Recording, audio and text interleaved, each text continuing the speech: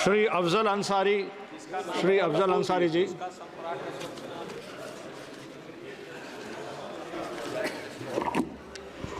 धन्यवाद।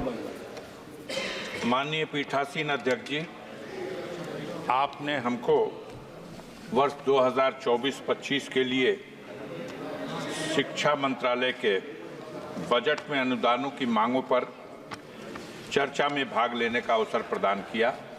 मैं इसके लिए आपका आभारी हूं। माननीय लोहिया जी ने कहा था कि निर्धन हो या धनवान, सबको शिक्षा मिले समान। आज ये दुख का विषय है कि शिक्षा विभाग ने अनुदानों के लिए जो अपने बजट में प्राविधान किया है, उसमें ये अफसोसनाक स्थिति है कि SC, ST और OBC के लिए जहां बजट में वृद्धि करने की आवश्यकता थी, वहां उनके लिए निर्धारित बजट में भारी कटौती की गई है। और इसी क्रम में डॉक्टर भीमराव अंबेडकर साहब फाउंडेशन, एक सेकंड अभय कुमार जी, इसका बजट जो पहले से ही बहुत कम था, इससे पहले मात्र 40 करोड़ रुपया। इससे पहले भी माननीय स्पीकर जी साहब ने बताया कि जब सदस्य बात करते हैं एक हाथ जेब में ना रखें। इस बहरहाल इस बार ये 40 करोड़ का भी जो बजट था, इसे घटा करके अब 30 करोड़ कर दिया गया। एक मानसिकता का पता चलता है। ये भी देखने की बात है कि इस बजट में अल्पसंख्यकों की शिक्षा के लिए उसमें भी पहले की तुलना में भारी कटौती की गई, जबकि उसमें व्यापक वृद्धि की आवश्यकता थी। बजट में SC, ST, OBC को जो मुफ्त कोचिंग के माध्यम से उनको शिक्षा के लिए सहूलियत प्रदान करने का जो बजट था, वो भी पहले से बहुत कम था। लेकिन अफसोस की बात है कि जो था 47 करोड़ रुपया, उसे भी घटा करके अब मात्र 35 करोड़ रुपया कर दिया गया। इस प्रकार अगर देखा जाए तो टॉप क्लास की एजुकेशन के क्षेत्र में भी SC, ST के लिए जो पहले 111 करोड़ रुपए का बजट में प्राविधान था, अब उसमें भी बड़ी कटौती कर दी गई है।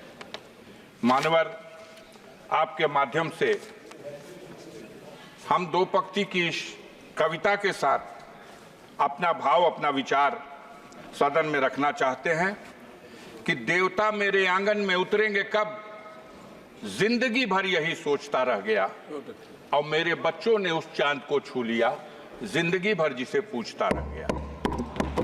आज जब दुनिया शिक्षा के माध्यम से, टेक्नोलॉजी के माध्यम से, साइंस के माध्यम से अपनी उन्नति के शिखर पर पहुंच रही है, तब हमारे देश में शिक्षा में खास तौर से जो कमजोर वर्ग है, SC, ST है, OBC है, माइनॉरिटी के लोग हैं, इनके शिक्षा के प्रति जागरूक करने और बढ़ावा देने के उद्देश्य से बजट में बढ़ाकर प्राविधान किया जाना था, जिसमें बड़े पैमाने पर कटौती की गई।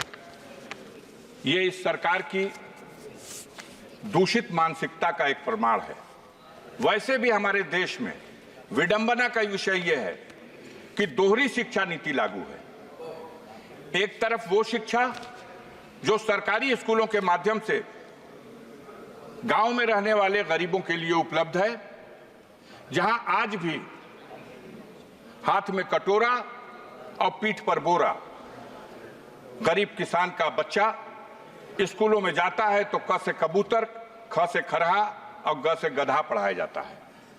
और दूसरी तरफ modern school, private school, Montessori school, इन स्कूलों में जो अंग्रेजी माध्यम से और आधुनिक ढंग से जो शिक्षा दी जाती है, दोनों रास्तों से जो शिक्षा प्राप्त करके बच्चे हमारे ऊपर जाते हैं, तो जब किसी पद के कंपटीशन में दोनों को हिस्सा लेना होता है तो जो क से कबूतर, ख से खरा, ग से गधा पढ़ के गया है और जो क से कंप्यूटर पढ़ के गया है, वहां जब मुकाबला होता है तो जरूर जो आधुनिक शिक्षा से लैस उस विद्यालयों से पढ़ के आने वाले छात्र हैं वो कामयाब होते हैं। और सरकार की तरफ से जो अपने देश की जनता के लिए, गरीबों के लिए, मजदूरों के लिए, गांव में रहने वाले लोगों के लिए जो शिक्षा का प्रबंध है, उस शिक्षा को ग्रहण करके जो लोग ऊपर पहुंचते हैं तो उनकी बुनियाद कमजोर हो जाती है। देखने की बात है कि ऐसी स्थिति में सबसे जरूरी था कि हम दोहरी शिक्षा नीति को कैसे समाप्त करें, कैसे संतुलन बनाएं। जो प्राइवेट स्कूलों की शिक्षा है वो इतनी महंगी है कि एक गरीब आदमी तो अफोर्ड कर ही नहीं सकता, एक मध्यम वर्ग का आदमी भी उनके बच्चों को 2 में, 3 में, 4 में, 5 में पढ़ने के लिए 2,000 रुपया महीना, 5,000 रुपया महीना, 4,000 रुपया महीना, और बड़ी ऊंची शिक्षा ग्रहण करने के लिए तो कोई साधारण किसान, कोई गरीब, कोई गांव का आदमी अगर अपनी हैसियत को भी बेच दे तो वो अपने बच्चों को डॉक्टर नहीं बना सकता, अपने बच्चों को उस तरह की शिक्षा नहीं दे सकता जो उसके लिए एक सपना है। मान्यवर, आपके माध्यम से इस सदन में हम आपसे ये अनुरोध करना चाहते हैं कि हमारी सरकार को दोहरी शिक्षा नीति को समाप्त करने की दिशा में पहल करनी चाहिए।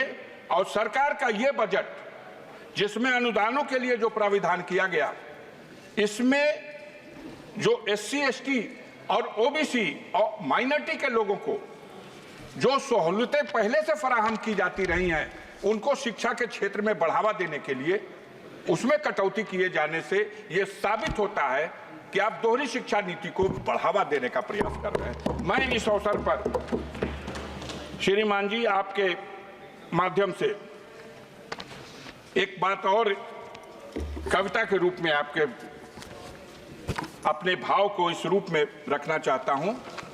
अभी बात नहीं समझ में आ रही, अभी बोल रहे थे एक सज्जन, तो वो 1 मिनट में शिक्षा की बात कर रहे थे और दूसरी तरफ सागर में चले जा रहे थे। तो सागर और शिक्षा बात समझ में नहीं आ रही।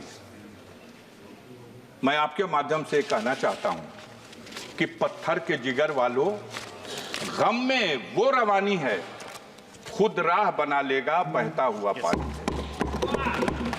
और कमजोर की आहों को, मजलूम की आहों को कमजोर समझ लेना अब जालिम हुकूमत के जाने की निशानी है। यहाँ डॉक्टर राजकुमार, हमारे यहाँ सदन में डॉक्टर राजकुमार सांगवान चर्चा हो रही है। डॉक्टर राजकुमार सांगवान मैं अरे मान्यवर, धन्यवाद अध्यक्ष महोदय। नहीं, बहुत समय दिया। धन्यवाद अध्यक्ष महोदय। मुझे शिक्षा मंत्रालय के बजट की अनुदानों पर चर्चा में बोलने का अवसर दिया। माननीय अध्यक्ष महोदय,